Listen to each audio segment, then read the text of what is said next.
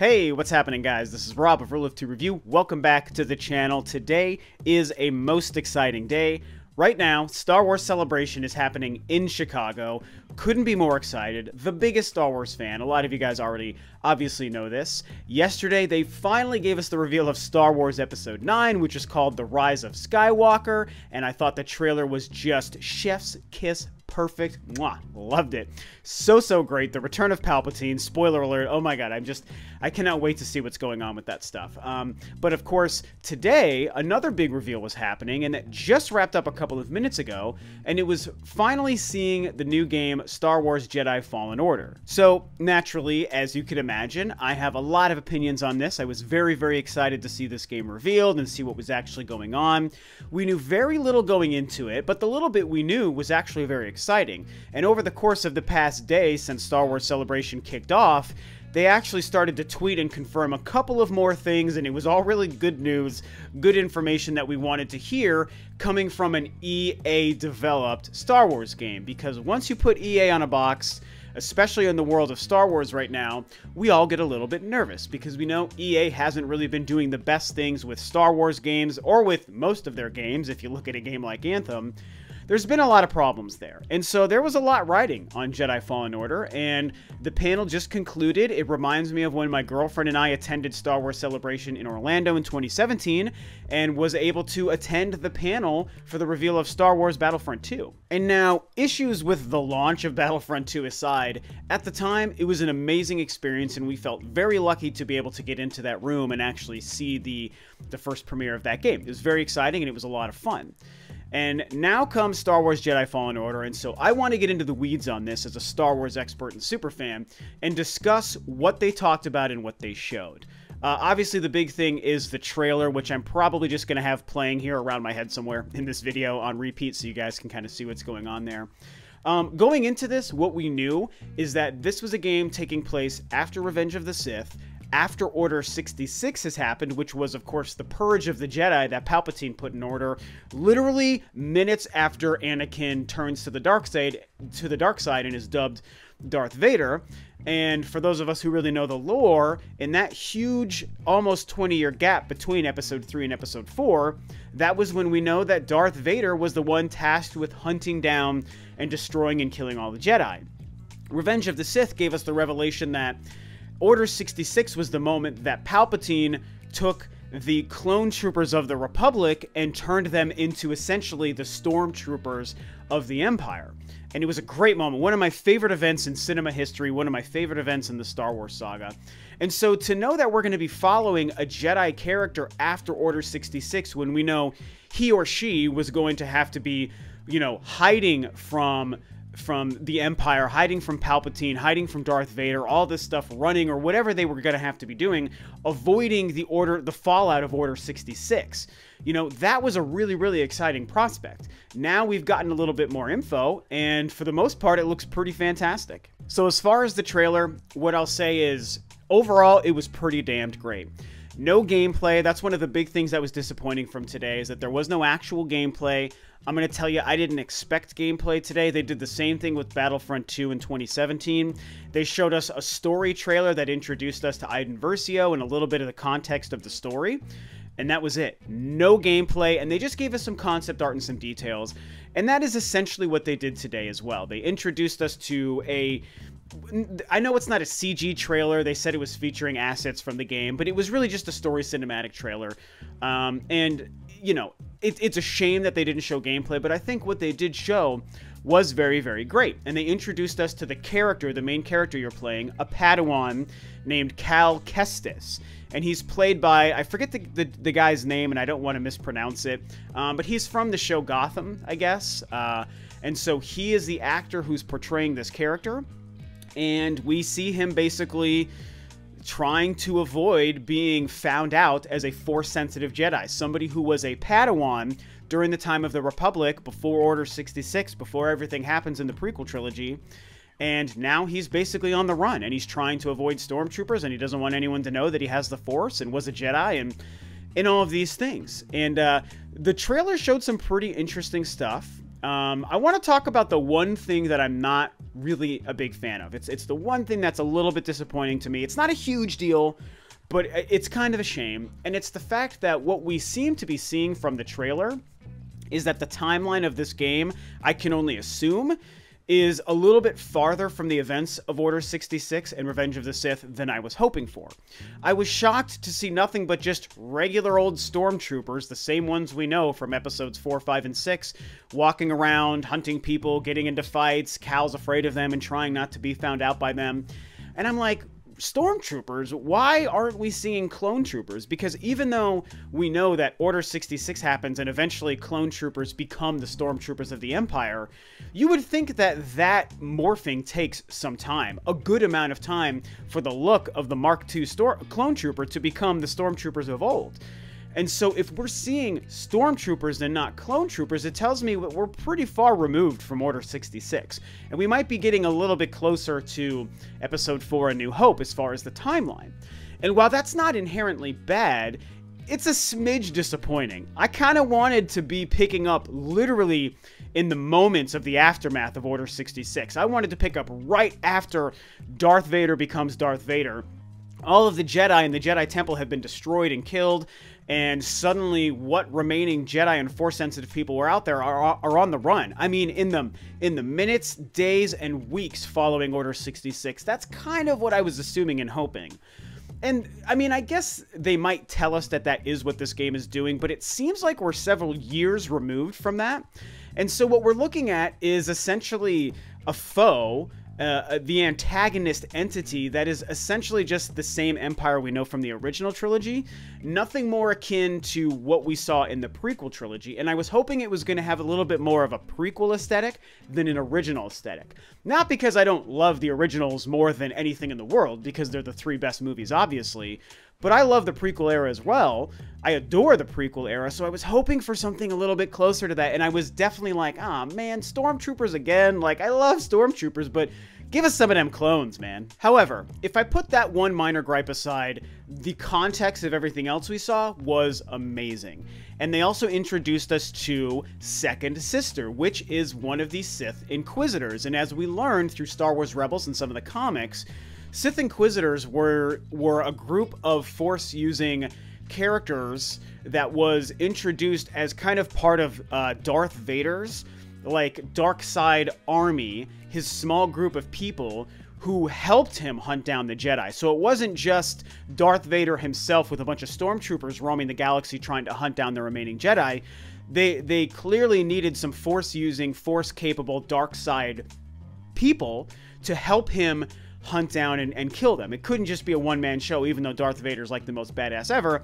He needed some people at his disposal, and so that's who the Sith Inquisitors were. And Second Sister is a brand new Sith Inquisitor, and she seems to be the main foe to Cal, or leading the charge under Darth Vader's and the Emperor's tutelage to find the Jedi and somehow obviously realize and discover who Cal is, and Cal has to go on the run, and they have to go after him, and so that's basically what we're seeing. So that's the context. I'm hoping to eventually get more of like a final answer on exactly when in the timeline this takes place. A lot of people and Star Wars fans out there might not care about that. They're like, oh, it's between 3 and 4, that's all I need to know. And that's fine, I get it.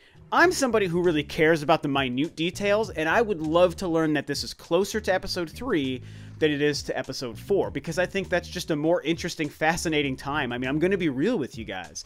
Yes, the originals are the better movies than the prequels, but I think that the time period of the prequels and the story of the prequels, to me, is better than the originals, even though the overall scope of the OT is just so unbelievably perfect and masterful. Whereas it's not quite that same way with the prequel trilogy. It's all great. What am I doing? I don't want to split hairs here. The point is, I just really want to see something that's closer to that prequel era.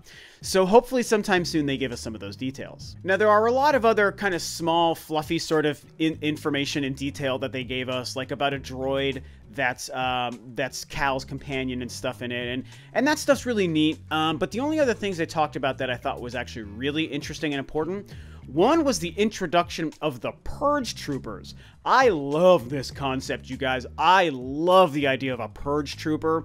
We've already seen the new era under Disney. We've seen them introduce the First Order troopers, of course, because the First Order are basically the new Empire in the movies.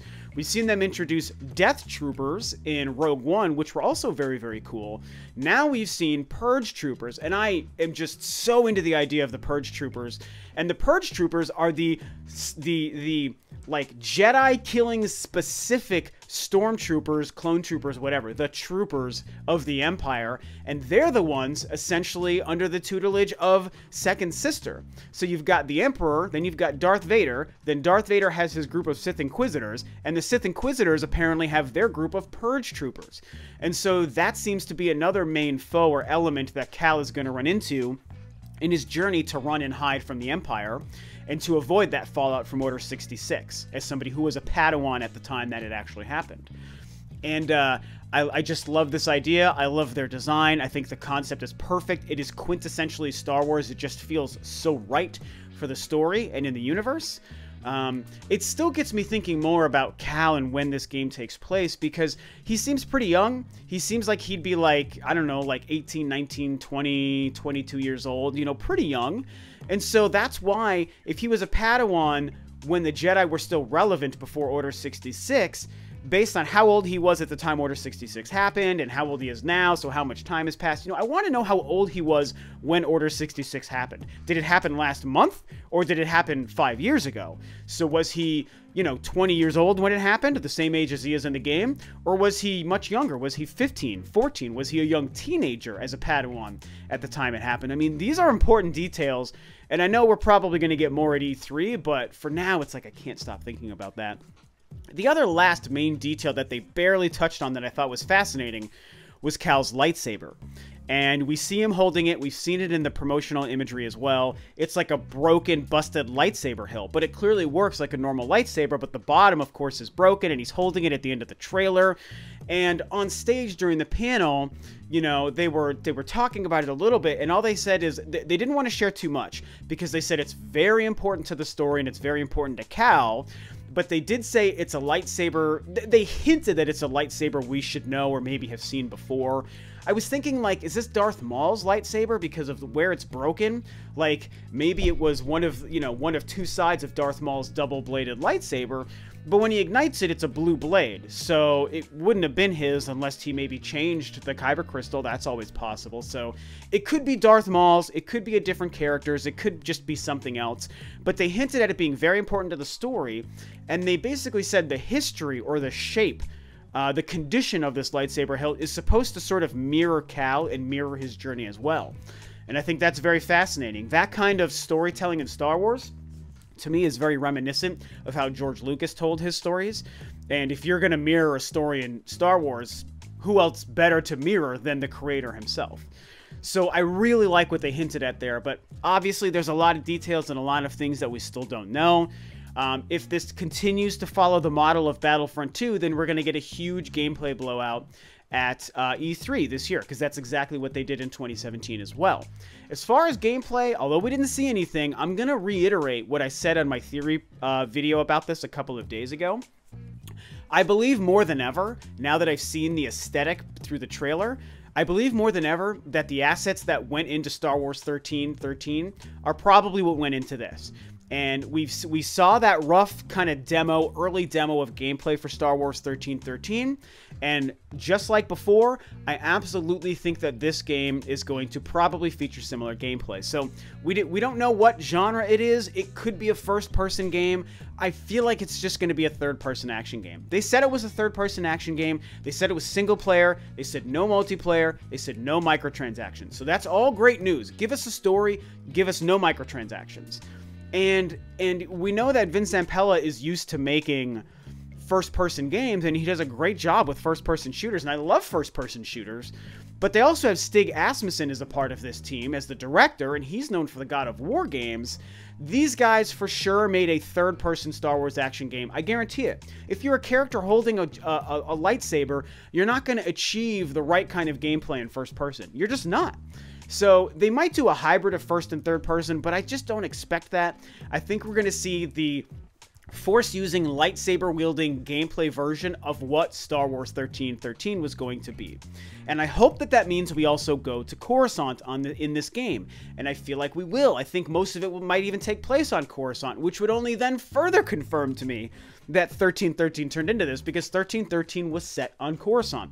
1313 is one of the thousands of levels of the planet Coruscant. That's what that name meant, and I'm telling you, I just feel like we're going to learn, or at least be able to tell when we see gameplay, that 1313 turned into Jedi Fallen Order. So, anyway, I think that's the most of what I have to say right now, based on what they showed us. Very, very, very exciting. Yes, I'm a little bit disappointed on the fact that we're seeing stormtroopers and not clone troopers, and we see, like, we're so Empire, it's essentially the same timeline as A New Hope, as opposed to seeing something closer to Revenge of the Sith. I'm a little bummed by that so far, at least until they confirm it, but I really don't super care. I'm more just excited because they confirmed single player, they confirmed none of the EA BS that none of us want to see in this game, and everything else they showed us was great. You play as a Jedi Padawan, you're going to be using a lightsaber, it's an action game, it's a Star Wars story-focused game. It's going to feature Sith Inquisitors and Purge Troopers and just all this cool stuff, and they're going to be adding so much to the Jedi lore and the Star Wars lore. I just have, I mean, you know, obviously EA has disappointed us before, but I'm a Star Wars super nerd, and I'm just going to go in optimistic here now that they've told us no microtransactions, and just assume this game is going to be what we've been waiting for. I'm excited. I'm hyped. I got to see gameplay. Show us that damn gameplay, man. I think E3 we're going to get that blowout, so yeah, that's kind of what I have to say now. You know, I'm a Star Wars expert. Hopefully some of my insight has been helpful and informative and interesting to you guys. I love talking about Star Wars and video games at the same time because Star Wars is my favorite thing. I know I'm a gaming channel and a Nintendo channel, but Star Wars is like my #1, you guys. It just is. So very excited with the prospect of what we've seen today. What do you guys think? What do you think of the trailer and what we saw from the game? What do you think about my theories and my sort of input into this, my insight into what I think is going on and what we could take away from today? I want to hear you talk about this. Let's talk about all the good Star Wars awesomeness that's happening right now in Jedi Fallen Order. And this video is a wrap. So thanks, of course, as always, for tuning in, guys. This is Rob of Ro2R, and I'll catch you next time on another video.